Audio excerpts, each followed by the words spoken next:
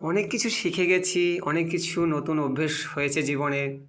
তো এইভাবেই জীবনের পরিবর্তন এবং নতুনকে জীবনকে আপ্যায়ন করতে হয়, স্বাগত জানাতে হয় এবং দুর্ঘটনা এবং কেউ ছেড়ে গেলে, একাকিত্ব হলে জীবনে অনেক কিছু শেখা যায়, জানা যায়, অনুভব করা যায়, বাস্তবতাকে জানা যায় এবং খুব ভালো একটা জিনিস যে একাকী জীবনযাপন করার মধ্যে একটা উম, ভয়, তারপরে দুশ্চিন্তা, তারপরে বিভিন্ন রকম সমস্যাগুলো একা থাকলে সেইগুলো থেকে রেহাই পাওয়া যায়।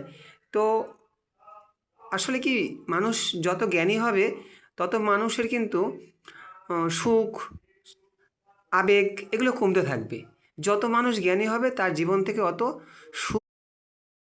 তাই আমি বলতে চাইছি, যত মানুষ কম জ্ঞানী হবে তত মানুষ বেশি সুখ অনুভব করতে পারবে, তত আবেগে জীবন কাটাতে পারবে।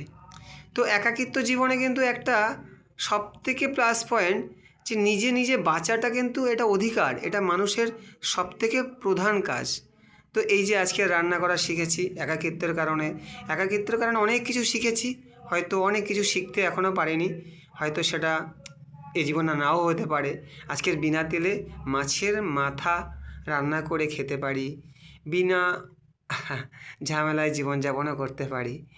তো যাই হোক, আসলে কি জানেন, আবেগ আমাদের জীবনে আসে, এগুলো আমাদের শারীরিক খিদের মতো অনেক কিছু প্রয়োজন, যেগুলো আমাদের অনেক কষ্ট দেয়, অভাবে রাখে। তো আমরা প্রত্যেকেই বিভিন্ন রকম আমরা অভাবে আছি, আর ভালোবাসা নিয়েই সবাই